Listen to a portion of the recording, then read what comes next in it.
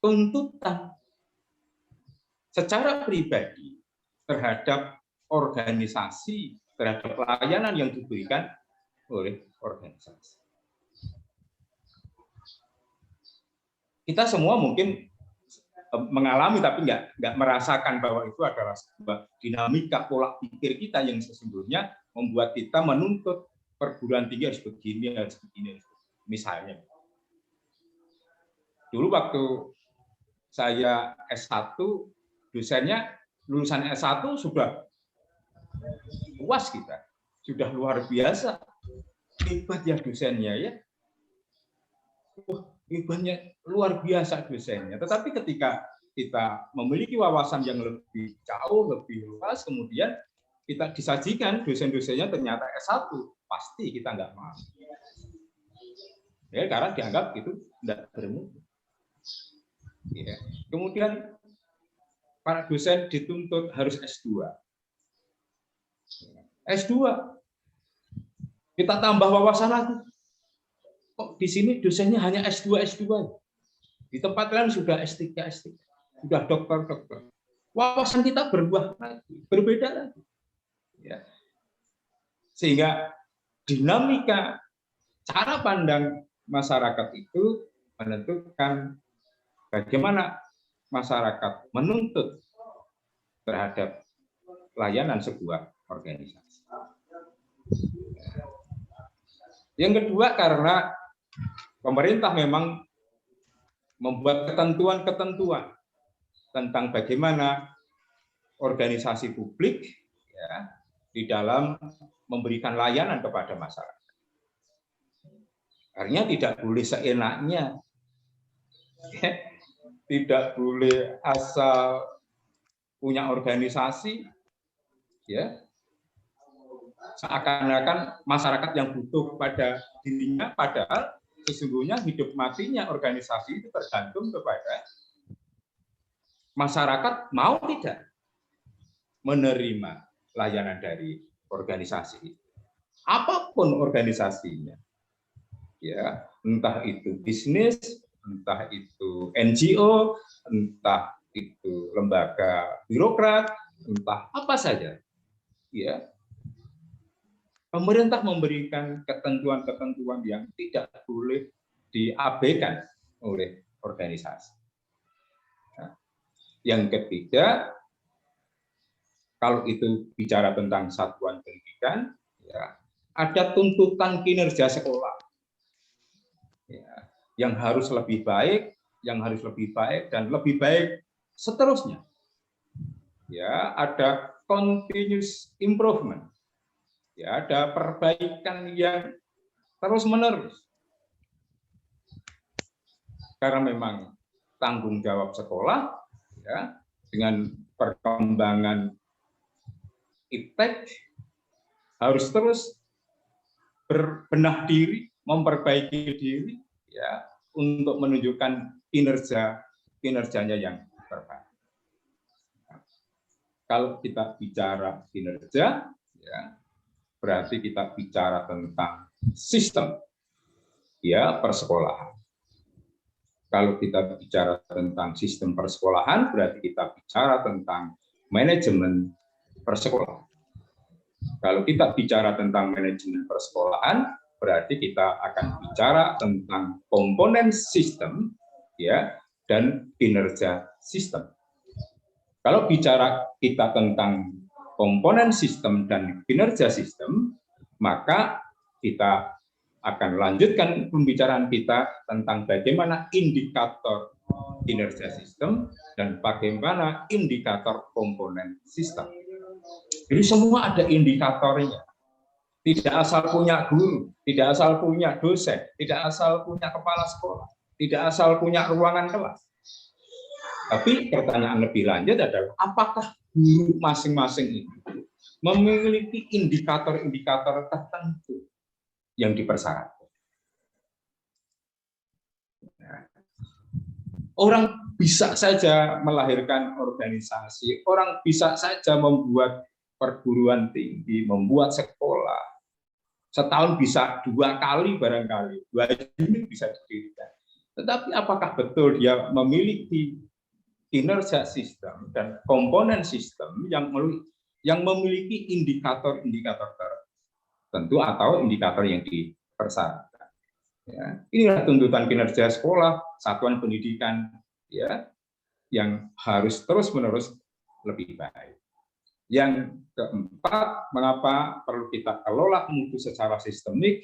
Ya, karena kita harus bisa mewujudkan tingkat efisiensi dan efektivitas satuan pendidikan.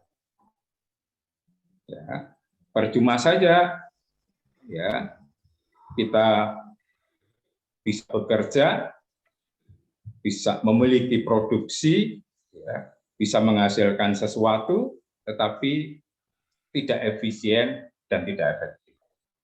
Ya. Dalam konteks efisiensi dan efektivitas ini, sering kita keliru di dalam memaknai. Ya. Dalam konsep mutu, efisiensi ya efektif, efektif ya efisiensi. Jadi tidak bisa kita kemudian yang sudah belajar manajemen seperti sekarang ini, ya, lalu mengatakan efisiensi tapi boleh tidak efektif, atau efektif tapi boleh tidak efisien.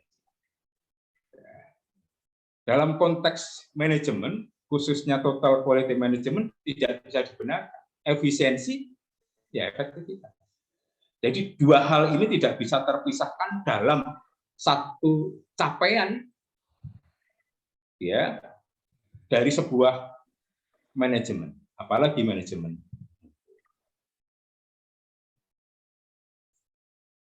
Berangkat dari itu, Ibu Bapak, maka mutu itu ya definisinya sederhana, mungkin Prof. Ate juga sudah, tapi ini ingin saya tekankan. Mutu itu adalah sesuai dengan kegunaan. Artinya apa? Ya.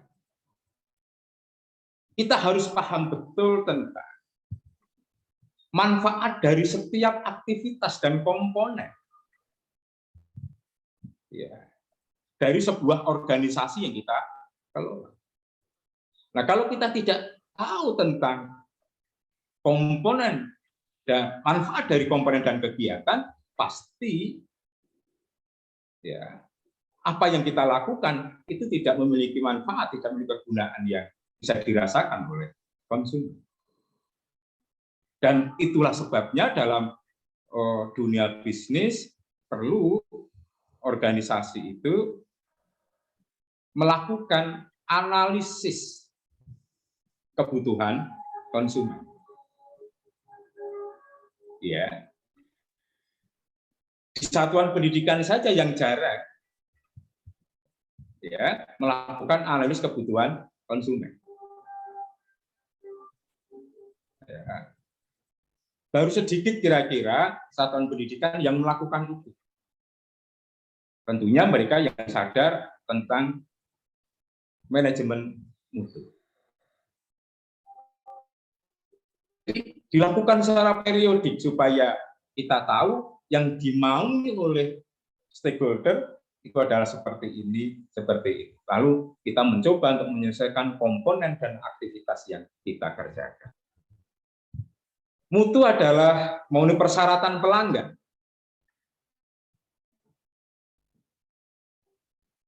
Setiap pelanggan, setiap stakeholder itu memiliki karakteristik sendiri-sendiri. Ya.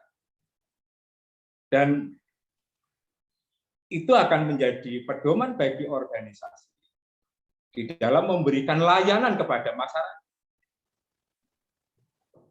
Maka layanan yang bermutu juga bisa diwujudkan, diterima oleh masyarakat ketika layanan itu fleksibel. Ya. Jadi melayani yang masyarakat yang karakteristik ini oke, bisa, yang begitu oke, bisa, ya. Sehingga siapapun pelanggannya, siapapun stakeholdernya itu bisa merasakan layanan terbaik dari organisasi. Yang ketiga, definisi mutu adalah memenuhi harapan pelanggan. Dari sisi ekonomis, pelanggan akan selalu berpikir manfaat yang saya terima dari pengorbanan saya harus lebih besar. Atau manfaat yang saya terima harus lebih besar dari pengorbanan saya. Itu secara ekonomis. Sehingga kalau hitungannya uang, pasti kalau saya SPP-nya itu 12 juta satu semester, saya pasti berharap layanannya bisa lebih dari 12 juta kalau dihitung dengan rupiah. Nah, organisasi harus sadar itu. Oleh karena itu dari awal organisasi harus melakukan apa yang dinamakan dengan janji mutu. Ya. Tidak banyak satuan pendidikan yang melakukan janji mutu kepada pelanggan. Ya. Kalah dengan produk-produk barang murahan, ya. Minyak wangi saja itu, ya, kalau ini botol ini rusak, kembalikan kepada kami, nanti akan saya ganti. Kalah dengan warung Padang. Ya. Satuan pendidikan biasanya ya tidak melakukan ini. Pantas saja kemudian komunikasi antara satuan pendidikan, pihak manajemen dengan stakeholder terkadang kelihatan jauh. Ya, orang tua wali murid, orang tua wali mahasiswa kalau diundang rapat dengan pihak manajemen sungkan datang. Karena yang datang mewakili. Ya, diwakilkan siapa gitu, yang penting pokoknya absen. Ya. Paling buanter itu istri yang datang. Ya. Karena apa? Di situ tidak pernah mendapatkan janji-janji yang membuat mereka itu terpesona. Yang membuat mereka itu yakin. Dia takut paling datang nanti bicaranya iuran.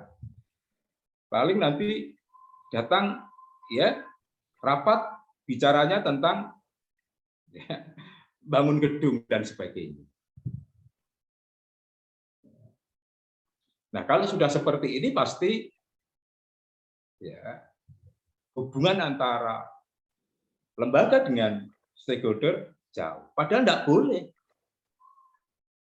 Ya karena hidup matinya lembaga itu ya karena stakeholder. Bagaimana kalau dijauh oleh stakeholder? Ya. Coba kalau dia berani ya melakukan janji mutu. Ibu bapak pasti hari ini bahagia karena putra-putrinya bisa bergabung dengan sekolah kami. Dan karena itu saya menyampaikan terima kasih dan penghargaan setinggi-tingginya kepada Ibu Bapak atas kepercayaan yang diberikan kepada kami. Jarang sekolah melakukan. Untuk itu Ibu Bapak tidak usah khawatir, 3 tahun ke depan putra-putri Ibu Bapak bersama kami dan kami berjanji bahwa 1, ya, 2, 3, ya. Dan beberapa bukti sudah kami tunjukkan di beberapa waktu yang lalu, Ibu Bapak. Prestasi kami adalah ini. Ke depan kami akan lakukan kepada Ibu putra-putri Ibu Bapak seperti ini. Sehingga Ibu bapak tidak perlu khawatir, anaknya dipercayakan kepada kami selama 3 tahun ke depan. Ya. Berikutnya ditunjukkan, semester berikutnya diundang lagi, ditunjukkan prestasinya, kehebatannya putra-putri. Ya, ketika ditunjukkan kembali kehebatannya, prestasi putra-putrinya. Maka ketika diundang yang keempat, berapapun dia diminta berpartisipasi tentang dana pendidikan, dia pasti tidak akan mengecewakan. Berapapun diminta diberi. Tapi kalau sudah tidak pernah janji mutu, tapi tiba-tiba setiap kali rapat yang dibicarakan iuran, ya pasti. Setelah janji mutu apa itu, Bapak? Setelah janji mutu adalah jaminan mutu. Ya. Jadi memberikan jaminan. Ya. Quality assurance. Bahwa apa yang tadi disampaikan itu betul-betul direalisasikan.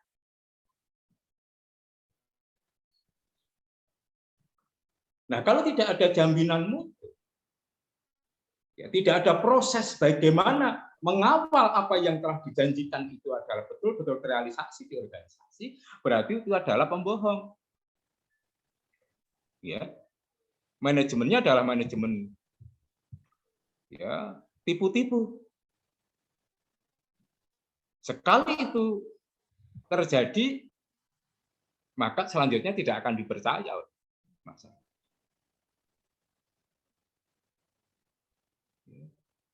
Penting itu.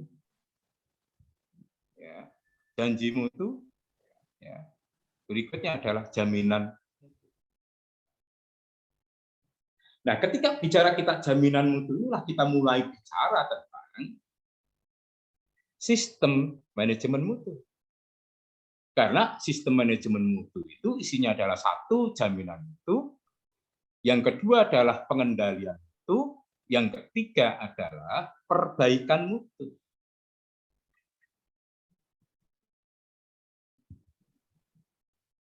Itulah mutu adalah upaya untuk memenuhi harapan pelanggan.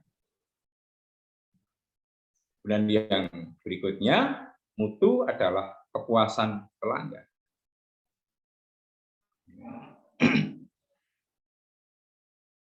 Yang namanya puas itu, ya, apa namanya, sudah bicara psikologis, ya, bukan persoalan materi, tapi bicara tentang psikologis stakeholder. Karena bicara tentang psikologis stakeholder, maka di dalam mengelola mutu itu, ya, bicaranya bukan bicara kuantitas, ya, tapi kita bicara tentang kualitas. Kita tidak bicara kuantitatif, tapi bicaranya adalah kualitas.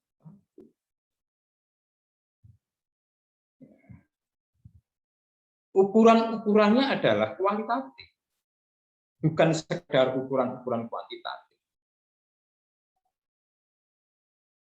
Besar bisa jadi, tetapi belum tentu besar itu memuaskan. Ya. Cantik bisa jadi, tapi belum tentu memuaskan. Ya. Karena kepuasan itu berada di psikis seseorang. Nah, bagaimana kemudian membangun hubungan psikologis antara lembaga dengan stakeholder? Ini yang tidak gampang. Membangun psikologis, hubungan psikologis antara lembaga dengan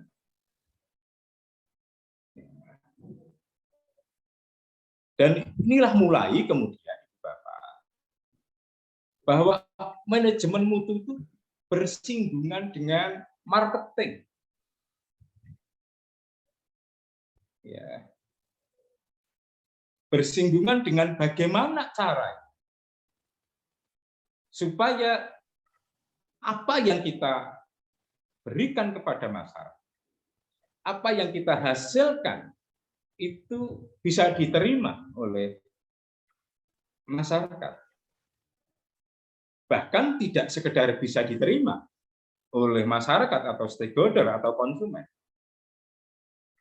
Tapi bagaimana kemudian para konsumen itu, para stakeholder itu memiliki loyalitas terhadap organisasi. Ya. Orang yang namanya loyal itu, ya, jangankan jiwanya, raganya saja diberikan. Ya. Sehingga orang yang loyal itu pasti dia akan kembali, kalau itu barang, mengkonsumsi barang itu lagi. Yang kedua, akan menyampaikan kepada orang lain, pihak lain, bahwa barang itu adalah barang yang hebat, barang yang terbaik. Dan yang ketiga, dia akan selalu mencitrakan barang yang dikonsumsi. Kalau kita punya sekolah, ya, pasti dia akan mencitrakan sekolah itu kepada pihak lain. Dia akan merekomendasikan kepada orang lain untuk sekolah di situ dan sebagainya. Itu kepuasan pelanggan. Sampai di sini barangkali Bu Bapak dipersilakan kalau ada komentar, ada pertanyaan, ada sanggahan, monggo dipersilakan. Izin bertanya, Prof. Iya, monggo Pak Jeffrey, silakan. Oke, Prof, ini menarik tadi slide dari Prof tentang efisien dan efektif di dalam rangka mutu, Prof. Oke, nah ini pengalaman kami ini, jadi kami ini di institusi pendidikan, Prof, ini mencoba bagaimana memberikan layanan ini melalui sistem penjaminan mutu menggunakan ISO, Prof. Nah, tetapi dalam memelihara mutu itu ternyata biaya yang harus kami keluarkan itu cukup tinggi, Prof. Sehingga ya kami menjadi ini antara efektif dan efisien ini ternyata ya biayanya itu malah lebih besar, Prof. Mohon pencerahan, Prof. Oke, iya. Ada yang lain barangkali sebelum kita tanggapi, Pak Jendri? Ada yang lain nanti kita tanggapi sekalian. Menambahkan, Prof. Ya. Pertanyaan, maksudnya menambahkan pertanyaan. Ini kalau tadi mutu itu kan sebuah proses ya, never ending gitu. Terus puncak dari mutu itu kapan? Apakah ketika ada standar tertentu itu pengakuan dari masyarakat atau labelisasi atau apa, atau standar tertentu saat itu? Mungkin kan nanti ke depannya standar itu sudah diruntuhkan lagi oleh pembaruan kan begitu. Jadi kapan kita mencapai keadaan titik kulminasi bermutu itu? Ataukah itu memang tidak ada keadaan seperti itu yang mencapai puncak mutu itu enggak ada. Jadi kita selalu berproses sesuai dengan perkembangan zaman, tuntutan keadaan. Jadi sebenarnya Maya, prestasi dari mutu itu seperti apa nanti puncak dari mutu? Terima kasih, Prof. Oke. Baik, ya, Ibu Lili dan Pak Jeffrey. Saya jawab dulu dari Bu Lili ya. Kapan puncak dari ketercapaian mutu itu? Ya. Puncaknya adalah ketika para stakeholder merasakan puas dari apa yang kita berikan, kita layankan, kita produksi. Ya. Nah, bagaimana tadi saya katakan kepuasan itu psikologis, ya, bukan persoalan kuantitas tapi kualitatif. Ukurannya apa? Ukurannya adalah psikologi seseorang tadi. Sementara psikologi seseorang selalu berkembang, selalu dinamis, mengikuti dengan perkembangan iptek, perkembangan sosial ekonomi, perkembangan sosial budaya, dan sebagainya. Nah, oleh karena itu dalam konsep manajemen mutu, ya harus selalu diterapkan perbaikan yang terus-menerus. Harus dilakukan peningkatan yang terus-menerus. Ya, continuous improvement terus terus dan terus, tidak ada henti. Karena tadi seperti yang Bu Lili ngendikake bahwa standar yang sekarang belum tentu bulan depan, tahun depan ya menjadi standar lagi, bisa diruntuhkan diganti dengan standar yang lain. Nah, pihak manajemen satuan pendidikan atau manajemen organisasi harus jeli dalam hal ini, selalu mengikuti. Itulah sebabnya dalam konsep kepemimpinan ya ada namanya transformational leadership.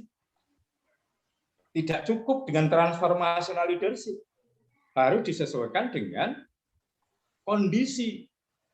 Ya, maka ada situational leadership. Ternyata nggak cukup itu juga. Ya, setiap pemimpin harus mampu meningkatkan mutu secara terus-menerus. Maka ada quality leadership. Ternyata nggak cukup quality leadership. Orang yang bermutu saja sekarang nggak cukup. Orang bisa membuat produk hebat sekarang nggak cukup begitu saja. Tapi mereka yang harus memiliki tingkat spiritual yang hebat. Maka muncul kemudian spiritual leadership. Nah, spiritual leadership juga nggak cukup itu saja ternyata. Harus dia tunjukkan dalam bentuk perilaku sehari-hari. Maka kemudian muncul morality leadership. Itulah pemimpin yang bermutu, itulah pemimpin yang hebat.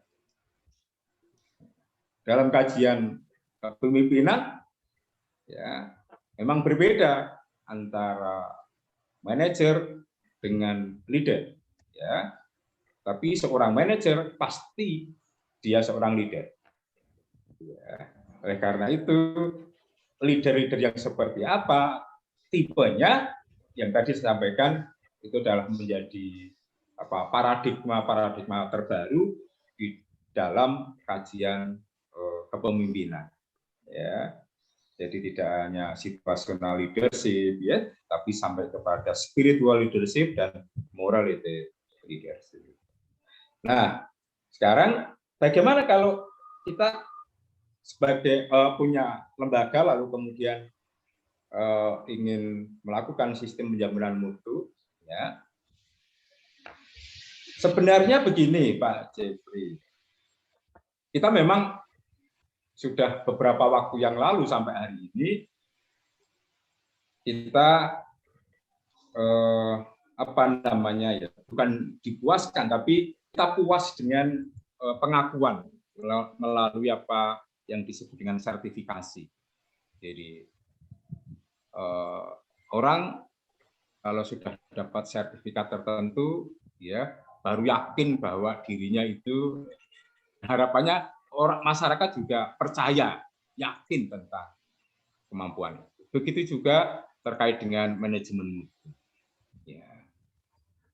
Orang merasa puas ketika lembaganya mendapatkan sertifikasi ISO atau sertifikasi mutu, manajemen mutu yang lain.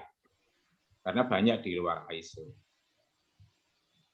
Sesungguhnya kalau kita hanya ingin memperoleh sertifikasi ISO, ya, itu kan hanya butuh pendampingan. Kalau zaman saya waktu itu ada sekitar 90 juta lah satu, ya kita mau mendapatkan sertifikasi ISO di bidang ini, bidang layanan akademik misalnya. Lalu kita didampingi oleh sebuah institusi begitu, ya, sampai kita kemudian mendapatkan sertifikat dari institusi. Rasanya kalau seperti itu kan seperti kita jual beli. Gitu. Tapi sesungguhnya penjaminan mutu itu tidak harus mendapatkan pengakuan dalam bentuk sertifikasi. Kita bisa membangun sendiri sistem penjaminan mutu. Ya, hanya saya katakan kita kadang puas kalau sudah dapat sertifikasi, padahal mempertahankannya, ya itu kan harus tetap dipantau oleh mereka, dibina oleh mereka, lalu kita kontrak, gitu kan, sehingga kita bayar lagi terus. Ya itu yang bikin tidak efisien. Sebenarnya kalau kita mau membuka sistem penjaminan mutu sendiri, nggak ada masalah, gampang, kan gitu. Sepanjang kita punya kebijakan mutu, kita punya dokumen mutu, kita punya standar mutu, ya kalau kemudian kita punya SOP, kita punya kontrol, ya pengendalian mutu, selesai. Ya, saya pernah ditugasi di sebuah perguruan tinggi negeri baru, begitu.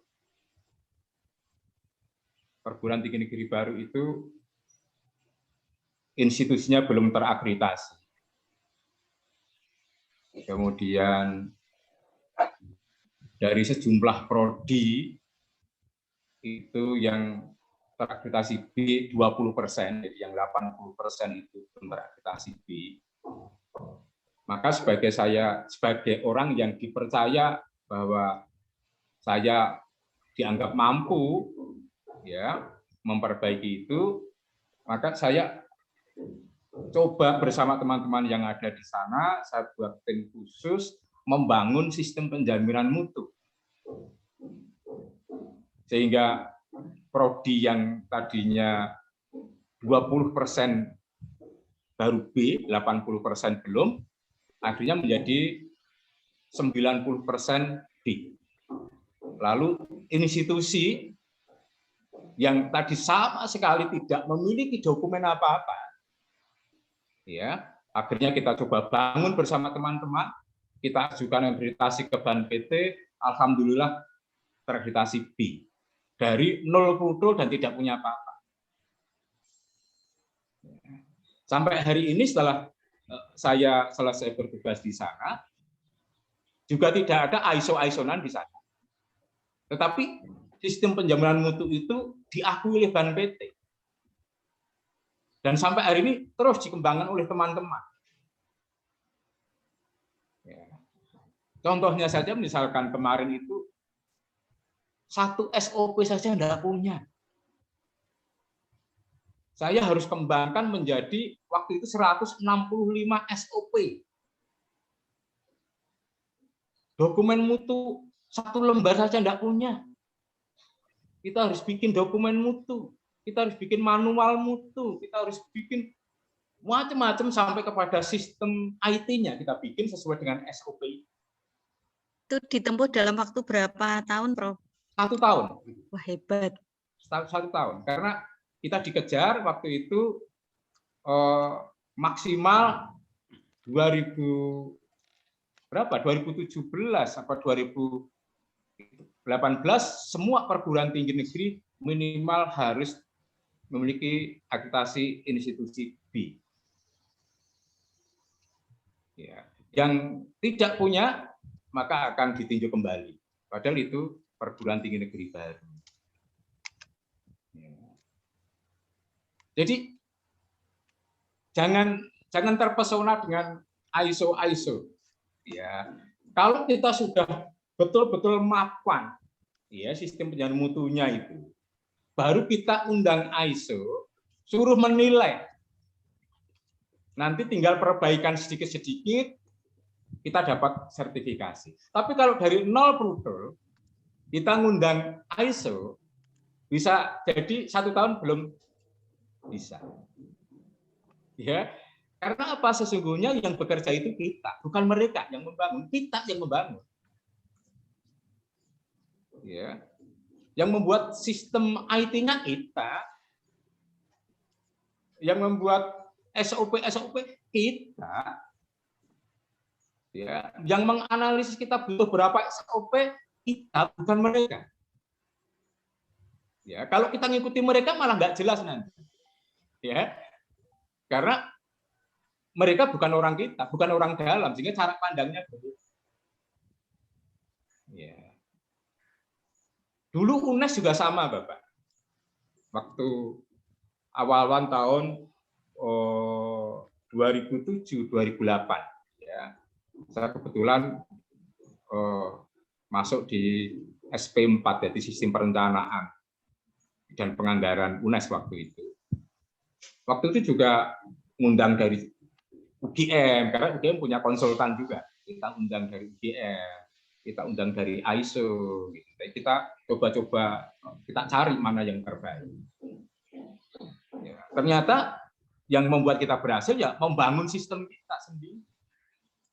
Ya, baru setelah establish, ya bagus, baru kita undang ISO. Dan ISO tinggal mengarahkan saja sertifikat keluar. Ini tidak banyak. Ya, tapi kalau dari nol betul memang begitu. Ya, jadi Ibu Bapak tidak usah takut, ya. Bagaimana kita membangun sistem manajemen mutu, karena itu ilmu yang gampang begitu ya. Hal yang mudah dilakukan. Yang penting adalah semua warga organisasi memiliki komitmen yang sama tentang mutu itu. Jadi pengalaman saya memang saya awali dari bagaimana saya mensosialisasikan dari pimpinan saya, dari rektor saya sampai kepada tukang sapu. Jadi saya sosialisasi ya tentang keinginan lembaga itu begini. Konsekuensinya pasti berada pada cara bagaimana Ibu Bapak nanti bekerja.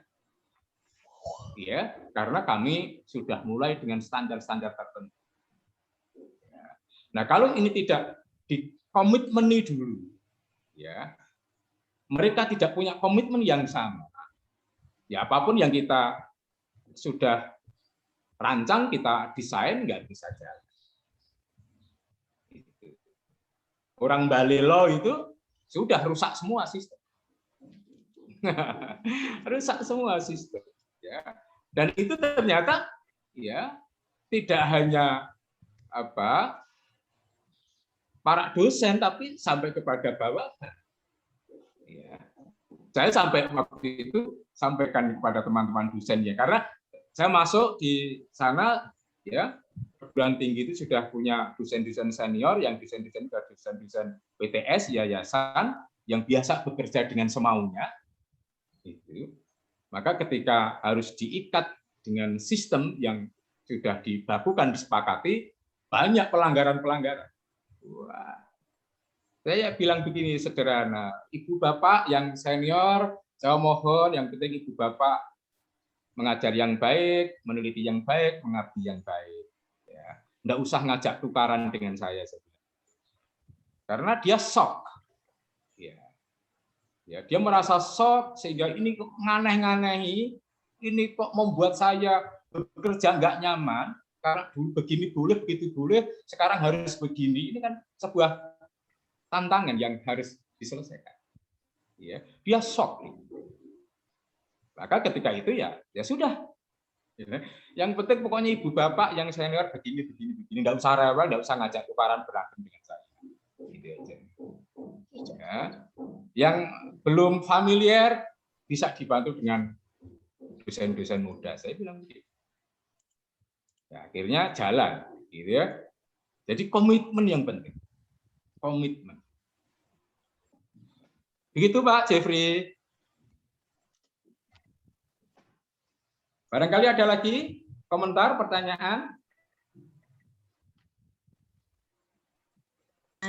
Boleh bertanya, Prof? Boleh. Ya. Semangat mutu itu dibangun dari top manajemen atau dari bottom up, Prof? Yang lebih efektif, Prof? Oke. Kultur yang ada di kita. Itu biasanya diawali dari pimpinan. Tetapi pimpinan tidak boleh berjalan sendiri sesuai dengan keinginannya. Maka keinginan pimpinan harus di-share dipahamkan kepada bawah.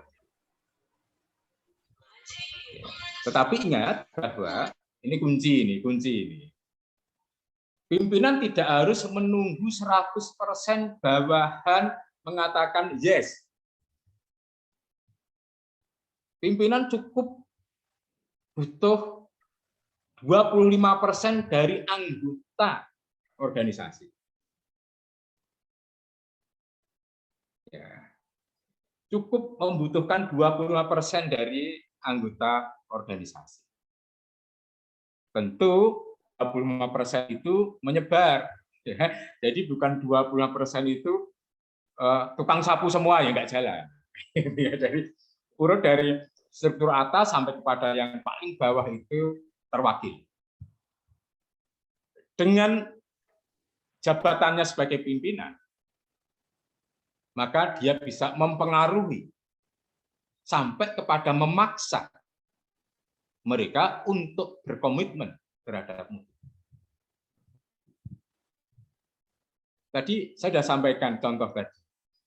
Ibu bapak yang senior tidak usah rewel, yang penting adalah mengajar yang baik, meneliti yang baik, mengabdi yang baik. Tidak usah ngajak berantem dengan saya. Sebab merubah mindset itu berat. Apalagi sudah terbiasa seperti ini boleh, seperti itu boleh, enggak seperti itu, enggak seperti ini juga boleh, artinya enggak ngapa-ngapain juga enggak apa-apa. Sekarang harus dipaksa begini. Ya. Bagaimana ini tiba-tiba ada anak belum ujian skripsi tapi tiba-tiba mendaftar wisuda. Dari mana ini prosesnya? Iya kan? Sampai kepada masanya diundang, ternyata dia belum merasa ujian skripsi, tapi di daftar wisuda sudah ada tuh. Ini kalau pimpinannya tidak punya komitmen, pasti ini lolos. Coba kalau itu sampai diketahui oleh masyarakat. Bukan hanya si mahasiswanya yang nanti bisa di-bredel sarjananya kan. Itu. Ada yang nilainya itu, nilai mahasiswa mata kuliah tertentu, nilainya ED. Dari mana dasarnya ini? Masa satu kelas bodoh semua? Ternyata mindset dosen PTS itu, ketika menjadi dosen negeri itu sangat beda. Gitu. Ya, nggak perlu saya jelaskan di sini, tapi untuk merubah menjadi mindset negeri itu, waduh susahnya setengah mati. Maka ya tadi perlu sedikit paksaan gitu. Jadi apa artinya pimpinan yang paling menentukan? Nah, persoalannya adalah sudahkah di lembaga kita masing-masing dipilih pimpinan yang ngeh tentang mutu, yang ngeh tentang kualitas, yang memiliki, yang bisa menerapkan pendekatan-pendekatan kepemimpinan yang tadi saya katakan dari situational leadership sampai spiritual dan morality leadership. Ini kan jadi persoalan. Nah, di kita, di sekitar kita masih banyak organisasi, lembaga pendidikan yang dikelola oleh para manajer-manajer yang tingkat penguasaan terhadap mutu itu dipertanyakan. Begitu, Mbak Lili, Bu Lili. Ya.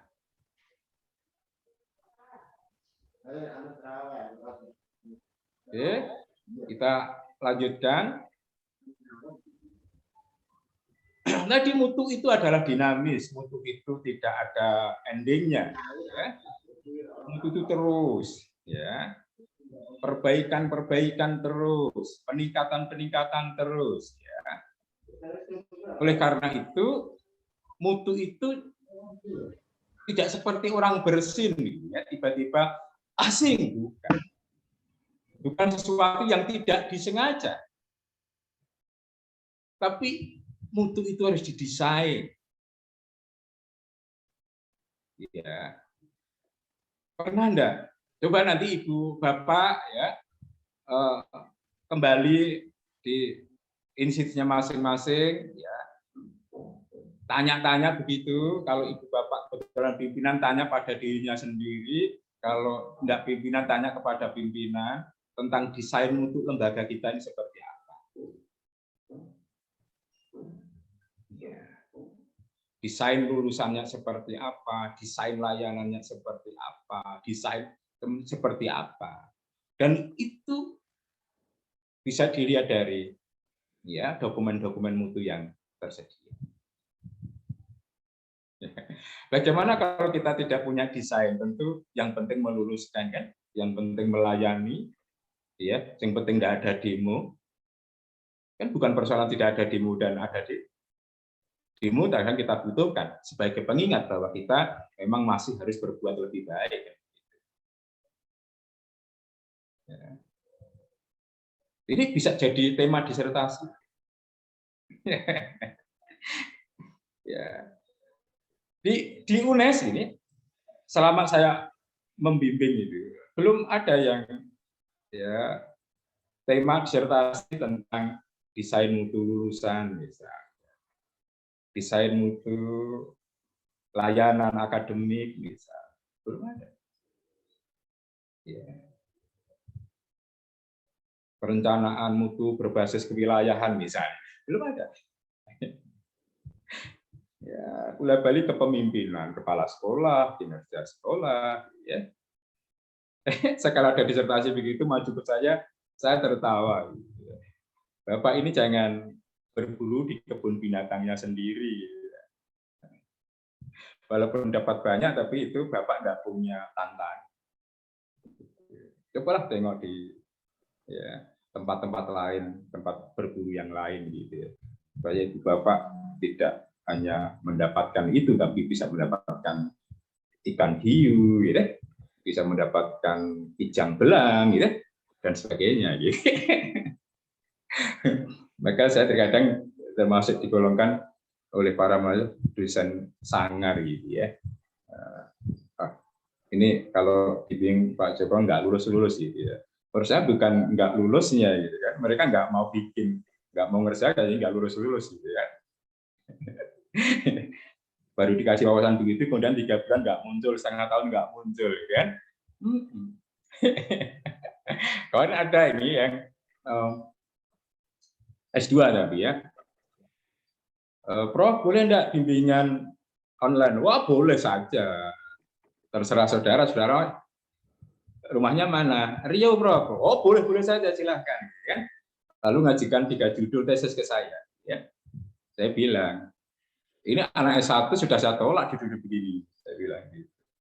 Terlalu capek saya bacanya seperti itu. Ya.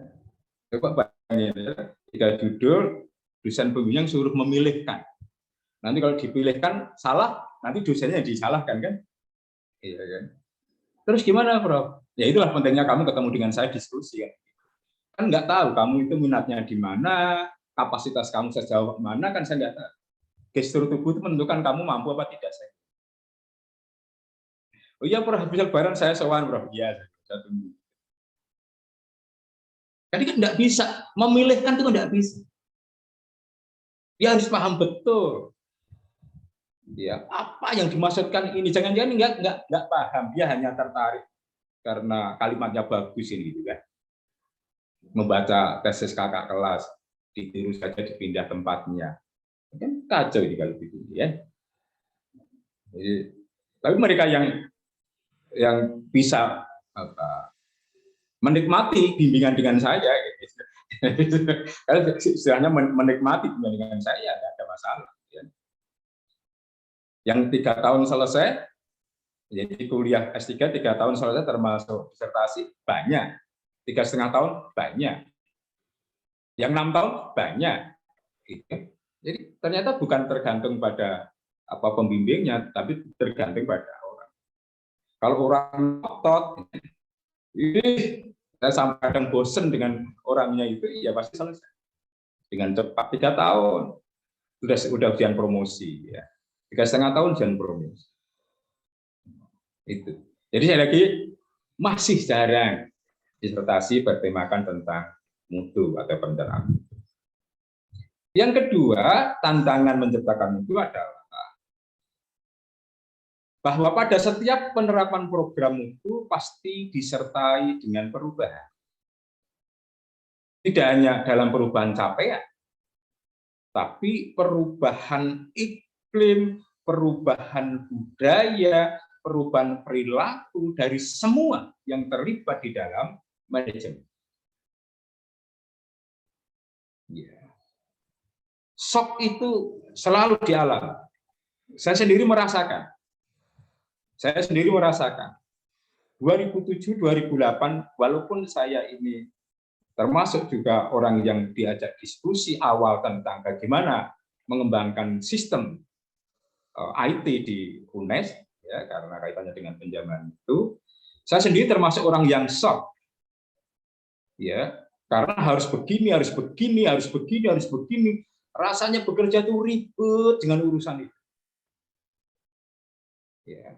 Tetapi ya pimpinan tetap saja, jangan kemudian ada bawaan mengeluh nggak jadi, ya, lalu ada kritikan nggak jadi. Ya, ini namanya komitmen pimpinan yang nggak tegas. Pimpinan pasti sudah menghitung, mengkalkulasi, ya, kira-kira berapa SDM yang nggak siap, berapa SDM yang bisa langsung laju siap, dan bagaimana menangani bagi SDM-SDM yang tidak siap, pasti sudah diantisipasi. Jadi tidak perlu takut. Sebab kalau tidak punya komitmen, ya hangat-hangat tali ayam. Ya kelihatannya semangatnya luar biasa, 1 tahun, 2 tahun kembali lagi.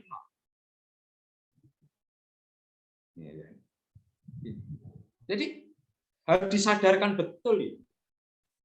Dan pimpinan harus sudah memulai untuk mengkalkulasi dan mengantisipasi jika terjadi ya ikutan perubahan yang tidak diinginkan. Ikutan perubahan yang tidak diinginkan. Yang ketiga, mutu itu bukan makhluk, bukan spesies yang terbesar atau tercerdik, ya, tetapi yang mampu beradaptasi. Jadi mutu itu ya terus dinamis. Mutu itu nggak boleh berhenti. Mutu itu harus mengikuti apa yang diikuti. Perkembangan iptek, perilaku sosial, budaya, ekonomi, ya, harapan pelanggan, dinamika tuntutan masyarakat, dan seterusnya, dan seterusnya. Ya. Kalau kita lihat produk air mineral misalnya, ya, itu ada yang kemasan gelas, ada yang kemasan botol 600 ml, ada kemasan botol yang 400 ml, ada yang 1 liter, ada yang 1,5 liter. Itu sebenarnya apa? Itu dalam rangka mewujudkan mutu produk sesuai dengan harapan pelanggan. Supaya apa? Pelanggan yang ada, semua pelanggan itu merasakan kepuasan atas produk air mineral. Yang mbah-mbah juga puas karena dia bisa membeli dengan harga murah tapi mendapatkan yang ukuran 1 liter. Ya, yang mbah-mbah yang jaroh itu, yang piknik jaroh itu pasti belinya aqua yang 1 literan, 1,5 liter. Tapi bagi ibu-ibu yang mahasiswa S3, nggak mungkin dia kuliah membawa menenteng botol 1 liter. Paling banter itu ada yang 600 ml atau 400 ml. Sehingga praktis, sambil kuliah duduk di tengah sambil minum, ya, dan tidak kesedot airnya. Ya. Untuk kepentingan tamu, jika ada tamu, ya, menggunakan yang gelas, semuanya terpuaskan dengan produk air mineral. Nah, terkadang di satuan pendidikan, Bapak, ya, peserta didik, orang tua itu dipaksa untuk menerima layanan seperti itu. Mau enggak mau ya seperti itu. Saya punyanya guru olahraga ya seperti itu. Saya punyanya guru bahasa Inggris ya seperti itu. Saya punyanya guru matematika ya seperti itu. Padahal siswa mungkin tidak pernah merasa dipuaskan oleh guru olahraga. Orang tua mungkin tidak pernah merasa puas hasil prestasinya bahasa Inggris anak-anaknya. Tapi sekolah nggak peduli. Sekolah punyanya itu. Mau ya terserah, nggak mau ya terserah. Iya kan, Pak? Nah, kalau kita berpikir seperti ini, kapan kita mau maju sekolah kita?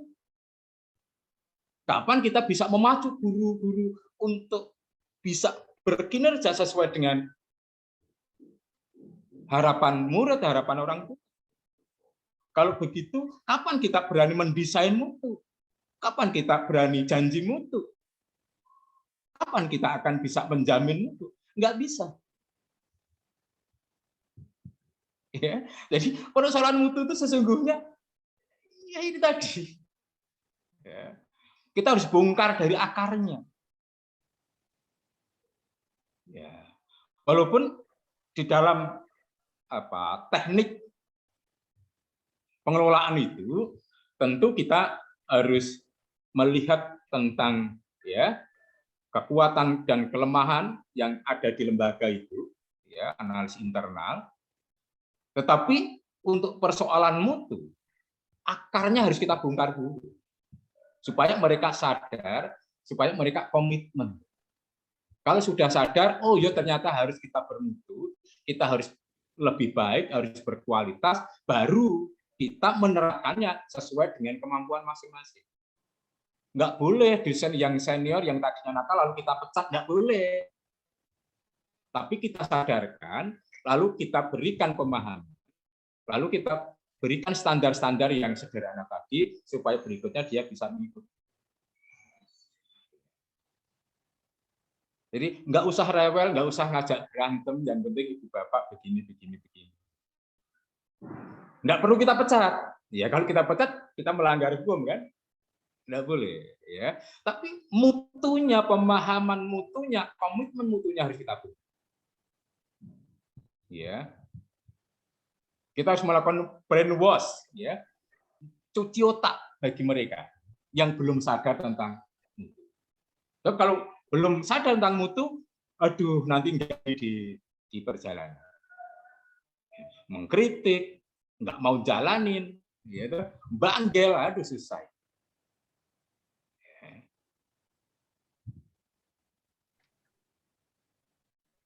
Nah, sebelum sampai kepada prinsip penerapan sistem manajemen mutu, barangkali ada komentar lagi, Ibu Bapak, persilakan.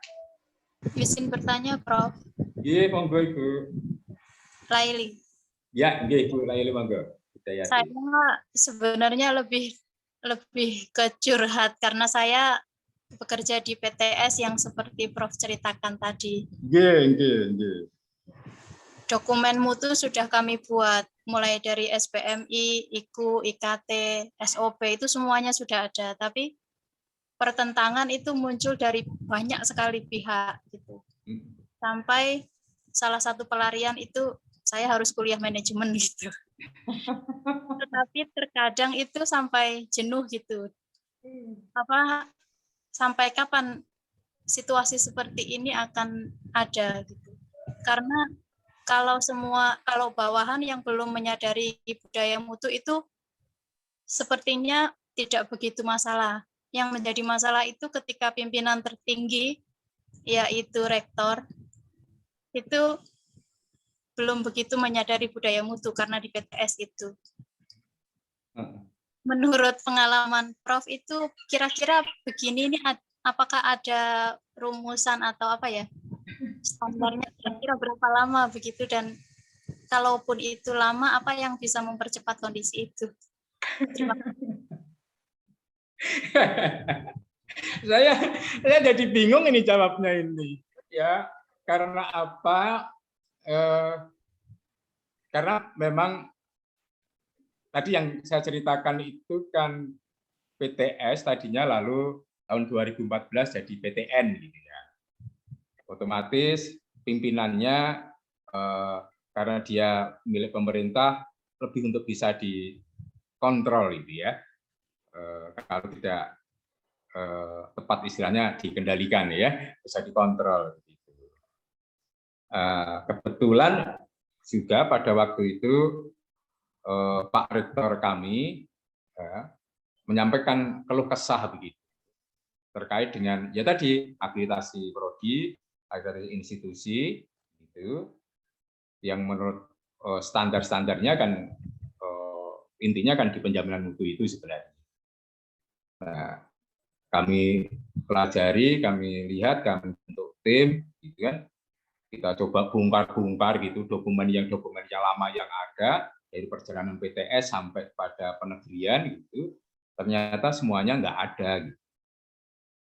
Karena kebetulan dulu proposal penegrian itu ya begitu sangat sederhana, dan Ibu Bapak juga pasti pirsa yang namanya penegrian itu juga tidak memiliki, tidak ansih kerja dari institusi pengusul, tetapi ada dukungan-dukungan politik ya, yang lebih besar dari dukungan politik itu. Sehingga ketika harus ada tuntutan, harus akreditasi institusi, ya kami harus mencoba memulai bersama dengan teman-teman. Artinya dalam konteks itu Pak Rektor kami sepakat kalau ini harus bermutu, gitu kan, karena PTN. Nah, kondisinya menjadi di lapangan agak kacau ketika sebagian besar, bukan sebagian besar, 90% para dosennya itu dosen PTS, dosen yayasan. Ya, yang 10% dosen negeri, ya, DPK dulu. Itu. Nah, karena dosennya bukan dosen negeri, tapi dosen PTS, kemudian setelah negeri diikat menjadi dosen kontrak begitu. Ya, dosen kontrak dari latar belakang dosen swasta harus bekerja cara negeri gitu kan, karena harus dituntut segera dan sebagainya. Maka tadi ada pertentangan yang luar biasa. Sosialisasi kami ya jatuh bangun. Gitu. Jadi tidak sekali dua kali. Gitu. Bahkan ada beberapa senior yang harus kita ajak diskusi bersama begitu untuk memberikan pemahaman dan mensepakati kita harus begini, mengapa kita harus begini. Gitu. Dan tidak hanya dosen, ya, ternyata praktek-praktek mal itu dilakukan di bagian administrasi. Ya, karena dosen kalau sudah setor nilai itu kan tergantung administrasi. Administrasi mau merubah nilai E jadi A, yang lulus nggak jadi lulus, itu hal yang gampang di PTS. Karena apa? Nggak ada sistemnya, nggak ada pengendaliannya. Sehingga terkadang mahasiswa lebih takut kepada administrasi daripada pada dosen. Dan itu terjadi. Bagaimana seorang tenaga administrasi waktu itu bisa mengajak piknik Pak Rektor dan teman-temannya ke Karimun Jawa selama 3 hari. Uang dari mana? Uang dari mana? Saya nggak termasuk orang yang diajak walaupun saya berada di rektorat, karena dia tahu pasti konangan saya. Dan ternyata betul. Jadi ada kebiasaan setiap hampir wisuda itu. Ada pengajuan dari jurusan, dari fakultas, segembok itu ya, artinya setumpuk itu. Ya. Yang tadinya tidak lulus gitu, tiba-tiba harus menjadi nilainya menjadi lulus. Segera diwisuda. Dulu nggak ada pengendaliannya. Setelah tersistem, akhirnya kan melalui meja saya. Dan ribut akhirnya, gegeran dengan mereka. Ya, banyak orang yang nggak senang dengan saya. Tapi ya karena saya punya tekad begitu. Rektor kami sepakat, ya sudah akhirnya berjalan. Toh mereka pasti akan terseret oleh arus kita yang baik kan. Ya. Jadi pimpinan penting. Nah, yang di tempat panjenengan itu, yang tempat Mbak Laili itu kan persoalannya kan justru pimpinan top manajemennya yang belum sepakat kan. Oke. Nah, kalau ada lagi yang top yang membawai lagi, misalnya ketua yayasan atau ketua dewan pembina. Nah, ini yang harus ya memahamkan atau memaksa rektornya untuk begini. Itu nggak sulit kok, nggak sulit. Nggak sulit, saya sudah mempraktekkan, nggak sulit. Nggak sulit. Saya sebelumnya sudah saya paksakan pada teman-teman karena sebelumnya saya diminta membantu di fakultas, lalu sama situasinya, sehingga fakultas saya tiba-tiba itu melejit di antara fakultas yang lain karena saya mampu memaksa teman-teman saya yang tadinya seperti tadi ceritakan menjadi bekerja on the track gitu. Begini. Akhirnya saya diminta naik direktorat gitu kan ceritanya. Lalu Pak Rektor berkeluh, saya punya tanggung jawab akreditasi harus 100% B, kemudian institusi minimal harus B. Padahal dokumen tidak punya sama sekali. Saya sampai lembur mati-matian. Besok pagi itu hari Lebaran, Mbak. Besok pagi itu hari Lebaran. Saya baru pulang tadi pagi itu dari lembur bersama teman-teman saya. Ya di hotel 3 hari nggak tidur biasa kami bersama teman-teman. Tapi puas hasilnya memuaskan. Padahal kan kalau akreditasinya tidak B kan ijazahnya nggak laku. Iya kan? Kami kan berjuang harus itu kan gitu ya. Ini. Nah, jadi kepada Pak Rektor panjenengan ya, satu karena panjenengan di bawahnya beliau pasti harus memberikan pemahaman dengan cara-cara yang terbaik dengan adat istiadat yang berlaku di sana. Yang kedua pasti menggunakan cara melalui ketua yayasan atau ketua dewan pembina ya untuk bisa menekan Pak Rektor. Yang ketiga bisa mendatangkan dari LLDT ya, atau dari Ban PT, asesor Ban PT ya, atau dari direktur kelembagaan. Karena itu kami tempuh semua, Mbak. Kami tidak mengundang dari LLDT karena kami sudah PTN waktu itu. Kami mengundang Pak Direktur Kelembagaan. Ya, para pimpinan kita undang, lalu beliau saya suruh memberikan ceramah tentang penjaminan mutu. Sehingga usulan saya bukan sesuatu yang bohong, bukan sesuatu yang nanti menyulitkan teman-teman begitu. Ya. Lalu kemudian saya datangkan teman-teman asesor Ban PT. Ada 3 saya undang dengan waktu yang berbeda. Mereka menyatakan hal yang sama ternyata. Ya. Kemudian saya ambil narasumber back practice ya dari penjaminan mutu di perguruan tinggi negeri, dari UNDI pernah, dari UGM pernah, dari UNES pernah. Kita undang. Ternyata suaranya sama, pernyataannya sama. Setelah itu baru sadar mereka, oh yang disampaikan Joko Widodo itu ternyata nggak salah. Jadi kalau kemarin saya itu ngamuk, marah itu berarti saya yang keliru kan begitu.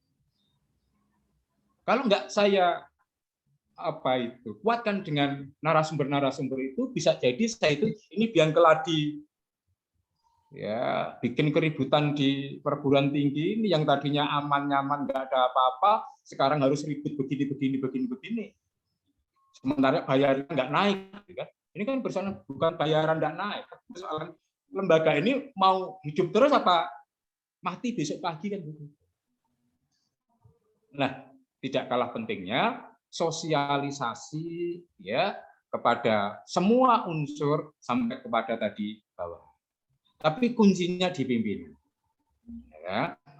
Kalau top manajemennya ini nanti sudah bisa mengikuti, memahami lebih baik, tentu jalannya lebih cepat. Ya. Tapi kalau top manajemennya ini belum atau baru sedikit, middle manajemennya yang kita bangun komitmen sampai pada low management. Kita bangun ini. Nah, ketika middle management, low management ini sudah sepakat komitmen, kok rektor enggak komitmen, pasti akan lucu sendiri. Ya, mesti akan lucu sendiri. Nah, kacaunya kalau rektornya ini membangun kesepakatan yang tidak baik dengan middle management dan low management. Ini apapun yang dilakukan oleh tim pasti nggak jalan. Gitu. Ya. Jadi tantangannya, perangnya dengan itu dulu. Ya. Setelah itu oke, bekerja, saya jamin setengah tahun selesai. Kalau sudah semua selesai, dokumen dan sebagainya selesai, sekarang bangun IT-nya sesuai dengan SOP. Kalau sudah di backup dengan IT sesuai dengan SOP, sudah kapan mau dicarikan sertifikasi, tinggal mengundang institusi mana untuk memberikan akreditasi. Paling tinggal pembinaan sedikit-sedikit, pembanaan sedikit-sedikit. Begitu saja. Ada lagi? Dipersilakan, monggo. Izin bertanya, Prof. Monggo, monggo Ibu. Ya, saya Bertuti. Ibu. Tadi disampaikan bahwasannya kaitannya dengan mutu, ya, Prof. Ini yang kami tanyakan, bagaimana suatu lembaga itu yang bisa memenuhi harapan pelanggan dan bisa memberikan kepuasan pelanggan. Sementara di fenomena lembaga kami kan PAUD, ya kebetulan kami kepala PAUD di sana, bahwasanya ini kami lihat itu mindset dari orang tua murid itu yang penting anaknya bisa diasuh dan ibunya bisa bekerja dengan nyaman kan gitu. Bahkan diajak rapat pun tidak mau. Ada kegiatan-kegiatan parenting juga tidak mau. Nah, ini yang dinamakan lembaga yang bisa memenuhi harapan pelanggan dan bisa memberikan kepuasan pelanggan itu yang bagaimana sih, Prof? Matur suwun, Prof. Iya, Bu. Matur suwun juga pertanyaannya. Ini menarik sekali memang, ya. Apalagi untuk stakeholder, kalangan stakeholder tertentu yang memiliki karakteristik tertentu. Ya. Jadi terkadang memang kita tidak atau sulit untuk bisa memahami apa sih sebenarnya yang dimaui oleh pelanggan kita. Nah, itulah pentingnya melakukan penelitian, melalui riset untuk bisa mengetahui, mengidentifikasi kebutuhan pelanggan. Ya.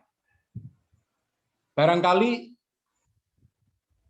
Ibu belum melakukan apa yang tadi saya maturke, yaitu riset tentang kebutuhan pelanggan. Mungkin ngomong, guyon, bertanya, mungkin pernah dilakukan. Gitu. Tetapi secara serius membuat dokumentasi tentang hasil riset, ya, tentang kebutuhan pelanggan itu mungkin belum. Nah, itu bisa dilakukan oleh lembaga untuk bisa mengawali sebenarnya apa yang diinginkan, apa yang dibutuhkan, apa yang diharapkan oleh pelanggan. Ya. Nah, tentu mereka berbeda-beda harapannya. Tentu mereka keinginannya berbeda-beda. Nah, disitulah pentingnya kita mengidentifikasi. Lalu kemudian kita mencoba untuk mendesain layanan, mendesain produk sesuai dengan keinginan dan kebutuhan masing-masing. Ya. Dan ini tidak hanya sekali dilakukan, kalau bisa setiap periode dilakukan. Sehingga kita tahu dinamika perkembangan dari keinginan dan kebutuhan mereka. Kalau kemudian ada yang tidak mau dilibatkan atau terlibat atau diajak berpartisipasi, pasti Ibu sudah mengkantongi siapa-siapa yang sebenarnya mau diajak berpartisipasi di dalam setiap aktivitas institusi pendidikan. Ya mereka saja diajak, dilibatkan, diberikan bukti, diyakinkan, hasilnya disosialisasikan kepada mereka. Coba dianalisis, dibandingkan ibu-ibu yang mengikuti anaknya dalam kegiatan kepautan dengan ibu-ibu yang tidak mengikuti. Bedanya di mana? Pasti mereka akan menyadari bahwa betapa pentingnya satu saat dia harus ikut berpartisipasi. Jika kemudian mereka tetap saja tidak mau, toh layanan terhadap putra-putrinya juga berbatas waktu, setahun 2 tahun selesai, maka informasi baik ini akan menyebar kepada orang lain, pada orang tua baru yang punya anak balita. Ya. Dan pada akhirnya institusi ibu itu akan menjadi pilihan terbaik dari ibu-ibu yang sadar tentang ini. Akan terseleksi oleh alam. Mereka ibu-ibu yang tidak mau dilibatkan, tidak mau diajak berpartisipasi dalam kegiatan kepautan, maka dia akan menyingkir sendiri, dia akan memilih PAUD yang seperti diharapkan dia.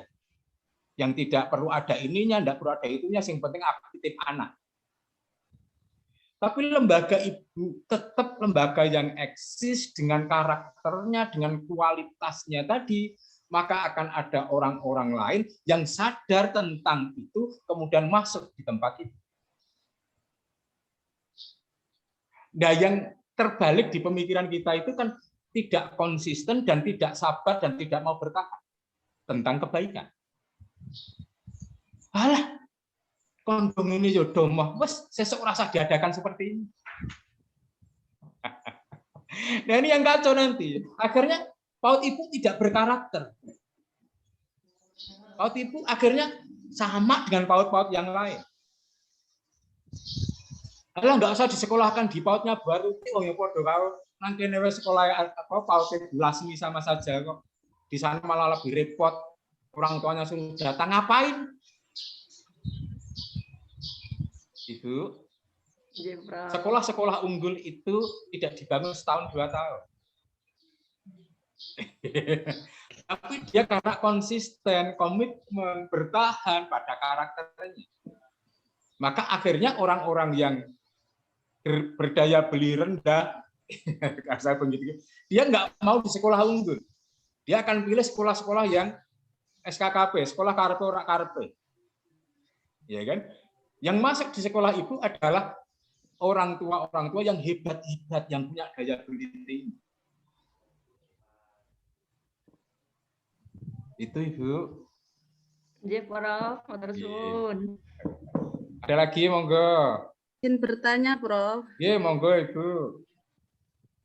Sesuai yang ditanyakan Bu Hartuti tadi, Prof, nyambung pertanyaan saya kaitannya dengan mutu, mutu suatu organisasi, kaitannya saya juga di PAUD sama seperti Bu Hartuti, Prof. Untuk fokus terhadap pelanggan di sini ya, Prof. Itu kan kebanyakan yang wali murid PAUD utamanya itu puas kalau anaknya itu sesuai keinginannya, kan seperti itu. Tapi suatu lembaga itu terbentur dengan regulasi, Prof, aturan. Misalnya di PAUD itu apa standar kompetensi yang diharapkan ini bla bla bla seperti itu.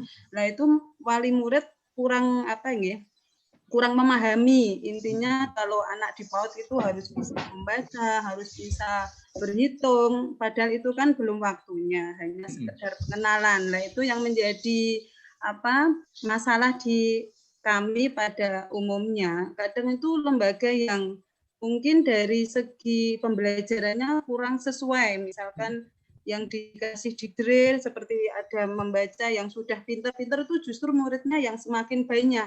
Padahal itu belum sesuai dengan regulasi yang sudah ditentukan.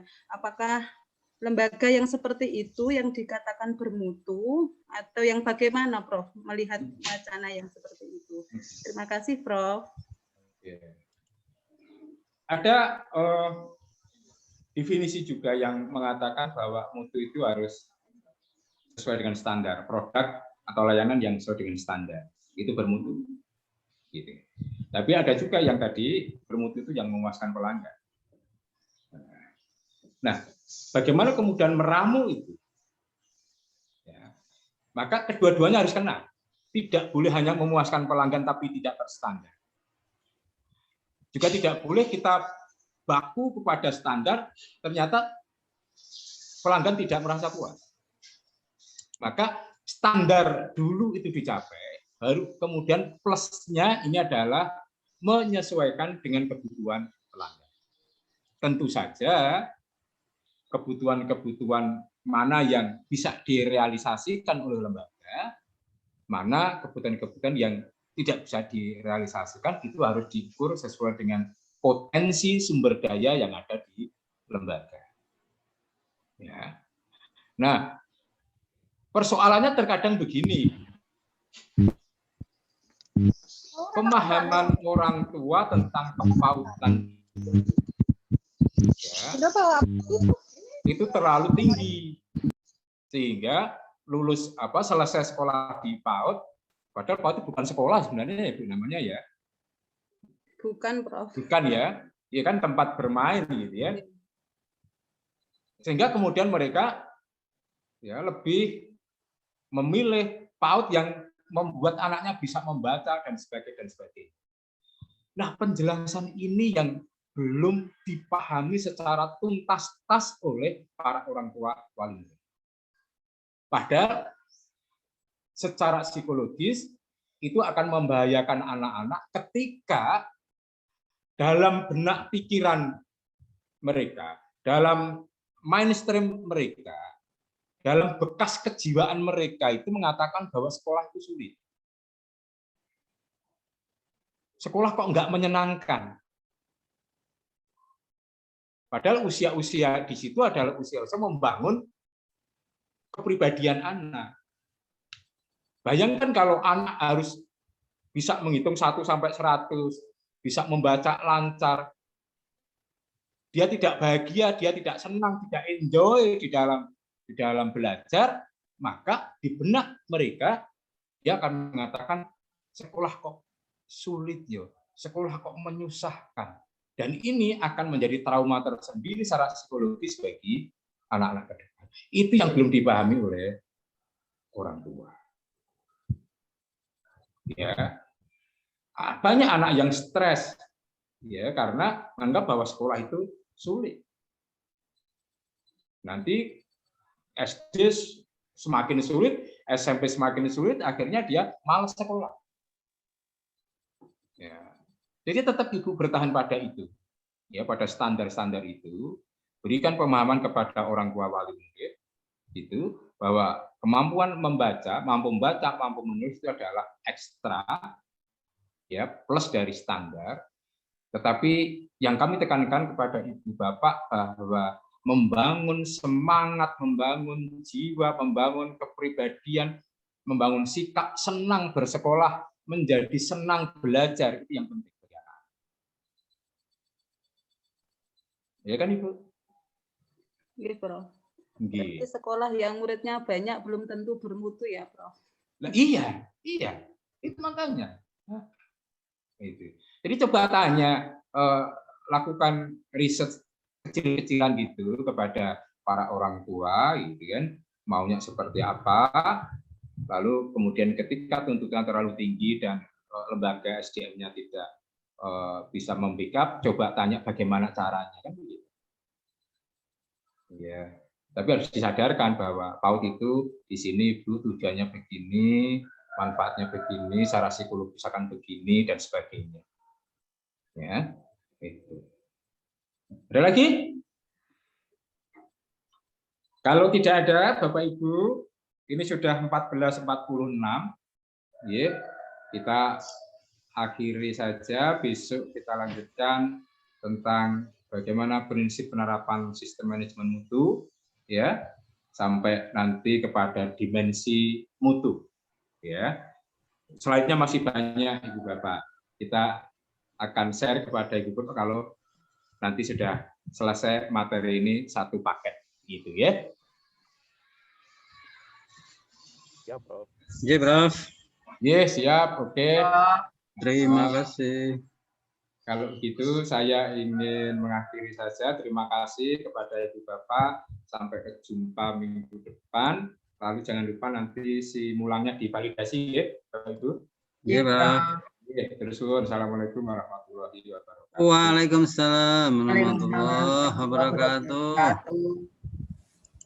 Terima kasih. Ngantuk, Paul. Nanti malam jam Aku 8 ya, izin Pak. istirahat dulu cuci muka, Ketua. Iya. Inlep Baik ya. ya. Izin lab ya. Ya. Keluar dulu ya. Oke, Ya. masih Mas.